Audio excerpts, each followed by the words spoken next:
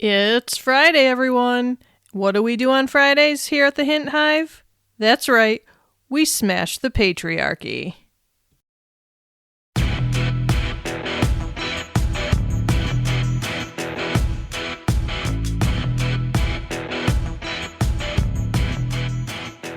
Hey everyone, welcome back to the Hint Hive, Amplifying Women's Voices. I'm your host, Kelly Hint, Queen Bee of this hive, and today we're diving into a topic that hits deep, a conversation that's both empowering and eye-opening.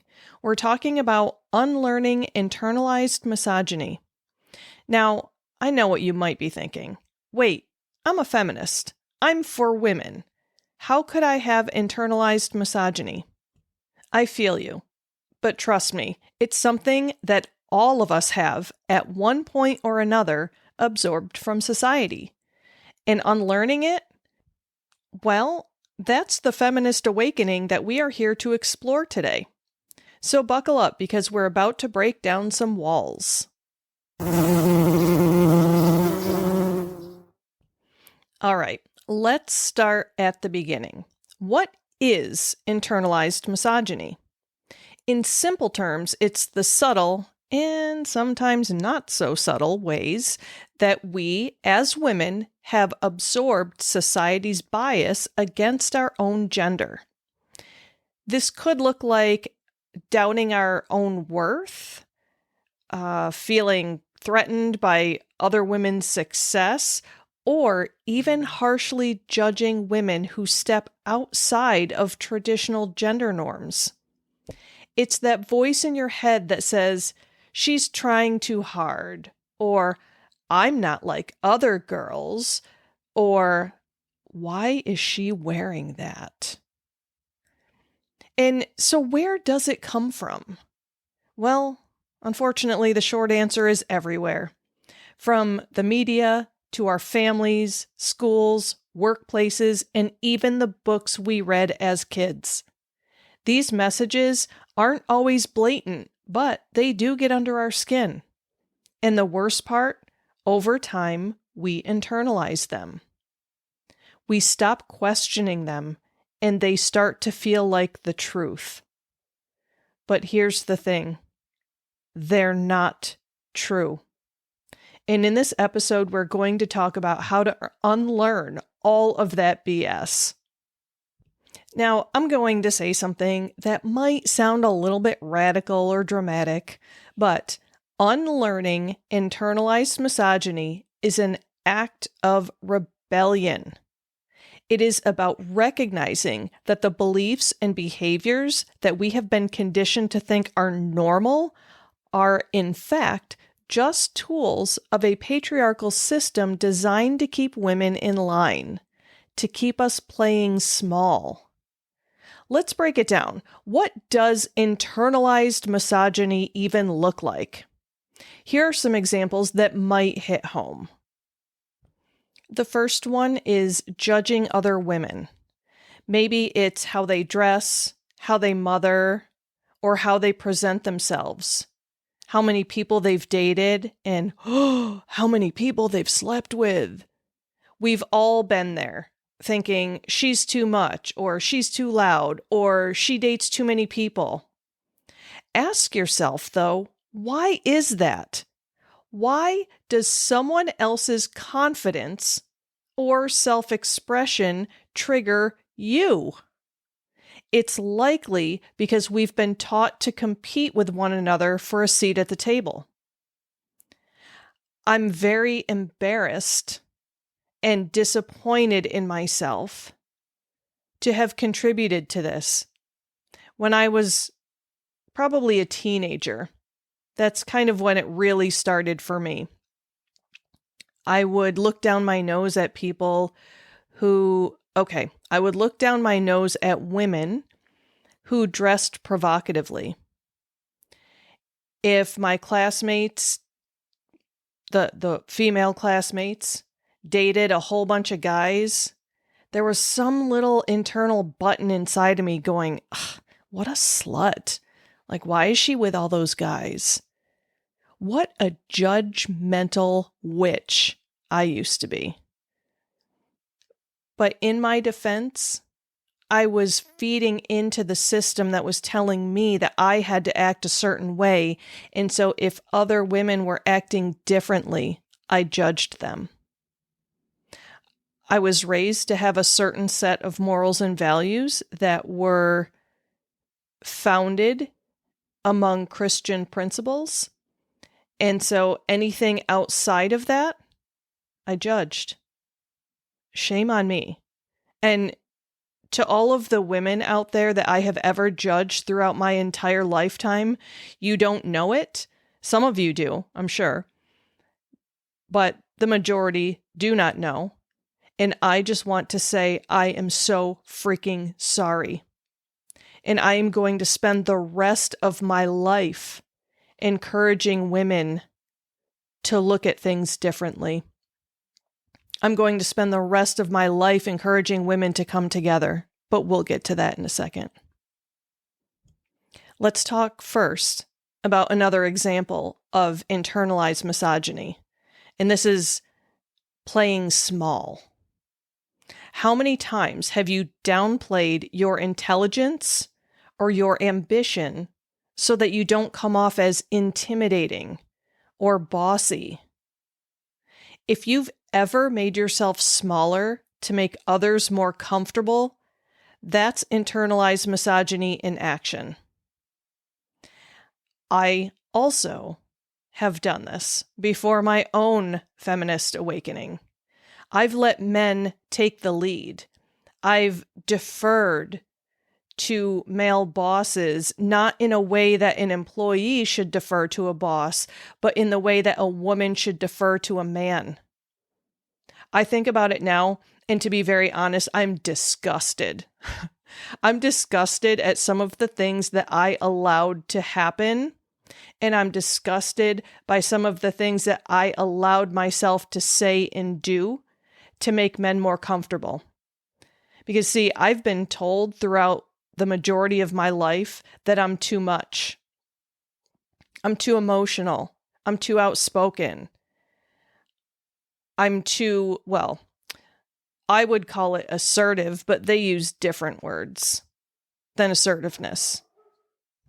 Usually, an assertive woman is often described as bitchy.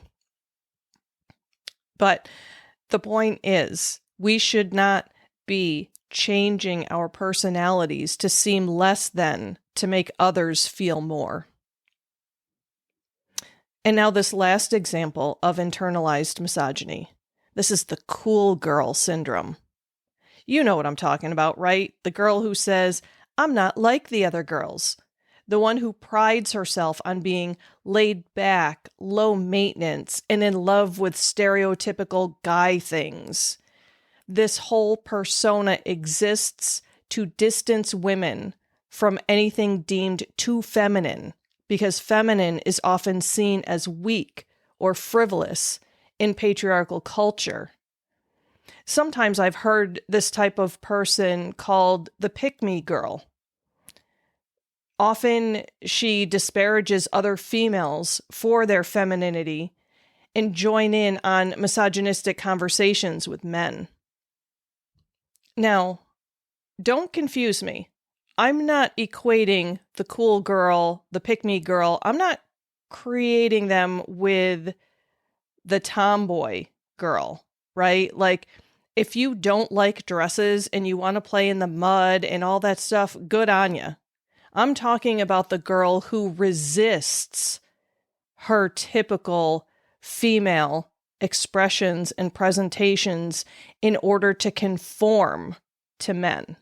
There's a very, very, very big difference between being a natural, quote, tomboy, and I'm just using that expression because I don't know how else to describe it. I apologize.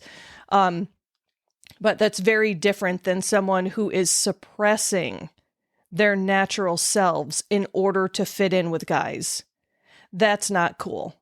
There's nothing cool about pretending to be the cool girl so that guys will like you. Ladies, just be yourselves. And if guys don't like you, you're hanging around the wrong guys. Better yet, be yourself, and whoever is worthy of you will be gravitated towards you.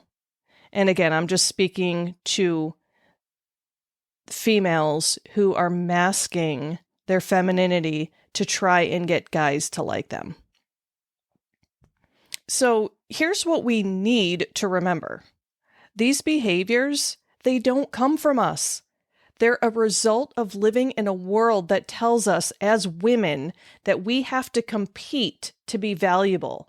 Or worse, that our value is tied to how much we can cater to the male gaze, the patriarchy's standards, or society's judgment. That right there is the start of unlearning. Now, let's get real. Unlearning internalized misogyny isn't some overnight process. It's like peeling back layers of an onion. Each layer reveals something new, and sometimes what we find beneath can sting a little. But trust me, it is so worth it. So let's talk about some steps that we can take to kickstart this feminist awakening. Step 1, awareness. You cannot change what you do not recognize. Start paying attention to your thoughts. When you catch yourself judging another woman or doubting yourself because of outdated gender norms, just pause. Ask yourself, whose voice is this? More often than not, it is not your voice. It's society's, and it's time to reclaim your own. I'm embarrassed to admit that it took me literal decades to become aware of my judgment towards other women and where it came from. And here's where I become vulnerable and admit to you that my judgment towards other women came from a place of insecurity. It came from a place of fear. It came from a place of jealousy. I judged others because I was not them and I wanted to be so badly. Now let's move on to step 2. Challenge your beliefs. You might have been conditioned to believe that women are naturally more emotional or less rational. But is that true? Or is it just a convenient stereotype used to keep us from positions of power? Start challenging those deeply held beliefs about yourself and about other women. Reframe the narrative. I'm pretty sure I shared this in a prior episode, but when I was a child, there were adults in my life that would say that women can't be president because they are too emotional. And unfortunately, as a child, I would agree to that in order to be loved by the men in my life who were saying that. How sad. But how damn angry that makes me now when I think of it. I'm so grateful to have gotten to a point where I challenged my beliefs and forged a path of my own. Because when they would say women are too emotional to be president, initially I just agreed because I didn't know what I was talking about. But then, the older I got, the more I believed it because that was the message that was being reinforced. But thankfully, I got out of that, and I'm hoping that you can too. Step 3, embrace solidarity, not competition. Society pits women against each other, making us feel like there's only so much success to go around. But here's the truth. There's enough for all of us. Start celebrating other women's wins instead of feeling threatened by them. When one of us rises, we all rise. And this right here, this is where I derived all of my inspiration to empower women. This is why I have made it my life's mission to empower other women. This is why I want to amplify your voice and the voice of women all over this world, because together we are stronger, ladies. Let's embrace solidarity, not competition. Step 4, unapologetically own your power. Ladies, stop playing small. Step into your full potential, whether that's in your career, relationships, or self-expression. Women have been shrinking themselves for far too long, afraid of being called too much. It's time to be too much, to take up space, to speak loudly, and to stop apologizing for it. And if you are having a tough time with that, let's work together. I will train you for battle to be the most badass warrior this world has ever seen. I will lend you my power until you feel your own. Let's change the world together. Here's the thing. Unlearning internalized misogyny is not about perfection. You're going to have moments where you catch yourself falling into old patterns, and that's okay. I still do, and I have recognized that it's usually pointing me towards my own insecurity about something. But you need to remember, it's about progress, not perfection. It's about giving yourself grace and recognizing that this is a journey. When I stopped beating myself up for setbacks, that's when my true growth and power began to take off. That's why when I get bashed on social media for just simply allowing others to see my vulnerability, I recognize that the nastiness coming from the haters is a result of their own insecurities. I won't let them take me down, and I won't sink to their level. That would go against my ultimate goal of changing the world.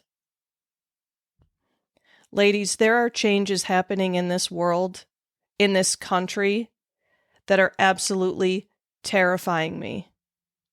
I am seeing women be, quote, put back in their places all over the world. Some still haven't found the freedom that we have found here in the United States. There are some women in other countries that face a level of oppression that we could not possibly imagine. We need to fight for them. We need to fight for us.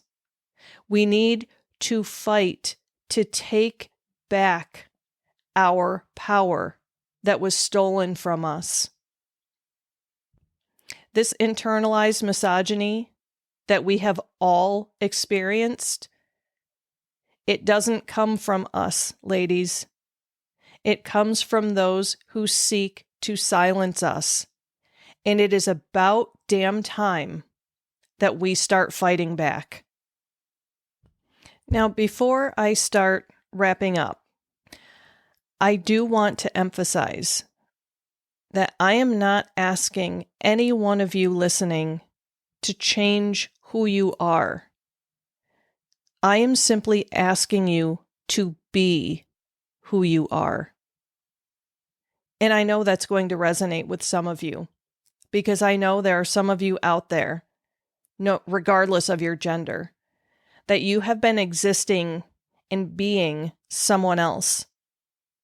You have been suppressing who you truly are. And I'm asking you to let go of the fear, the anxiety. I'm asking you to be you, because there is nothing wrong with you and who you are. Sure, there are behaviors that we each have that we would like to change, and sometimes we can make the change ourselves, and other times we need help. I wanted to change how I reacted to the anxiety that I felt in my life, so I found a therapist. I wanted to change how I treated other people, and I recognized that I needed to manage my stress better, so I started meditating. I started taking time for me. Those are all behaviors that I decided I wanted to change. But at the core of who I am, man, I suppressed who I was for so long, for so many reasons. When I was at church, I knew I had to act a certain way because, if I slipped up and, said the word ass, or even questioned why saying ass was a bad thing, I was accused of backsliding. It's like people wanted to do these interventions. Oh no, Kelly's returning to who she was. I allowed others to dictate who I was. I learned about women stories of women from biblical times, and I compared myself to each and every one of them and recognized that I was not them. I was not a woman of the Bible.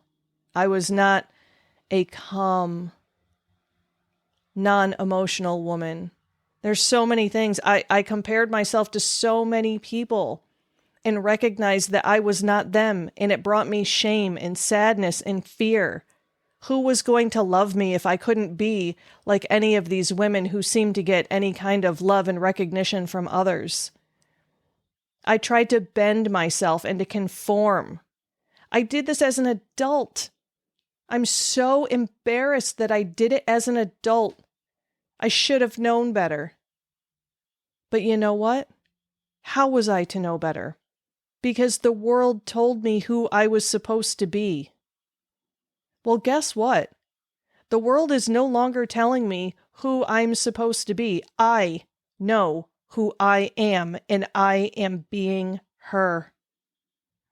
And I want every single one of you listening to feel that power within side of you. Who are you? Be her. Don't be anyone else. Don't let anyone dictate who you are ever again. And I'm telling you, if you're having a hard time with this, reach out to me, and you and I together, we will bring her out. We will show the world who you are, and we will take no prisoners.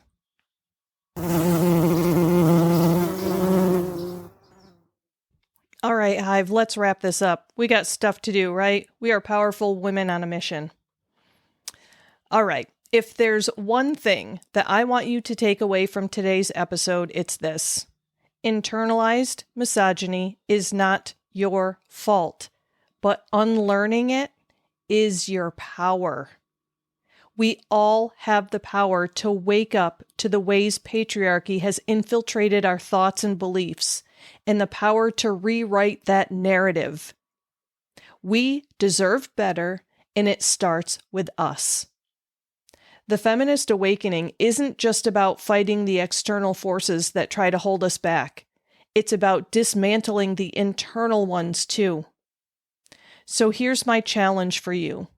Start today. Start questioning, start unlearning, and start owning the badass, unapologetic woman that you are. And if you're getting stuck with that, it's time for you to give me a call so we can begin our work together. As always, thank you for hanging out with me today and giving me moments of your precious time. I hope this episode lit a fire in you, and I cannot wait to see where your feminist awakening takes you. Till next time, stay fierce, stay empowered, and as always, keep amplifying those voices.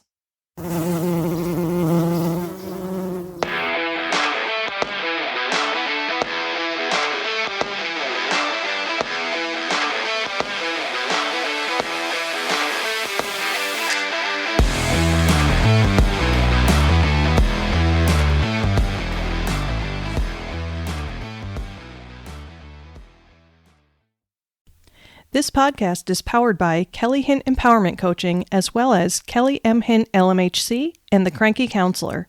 To find out more about coaching services, head over to CoachKellyHint.com. If you'd like to know more about the psychotherapy services I offer to individuals within the state of New York, you can check out kellymhint.com. And if you'd like to learn more about aromatherapy, you can check out thecrankycounselor.com.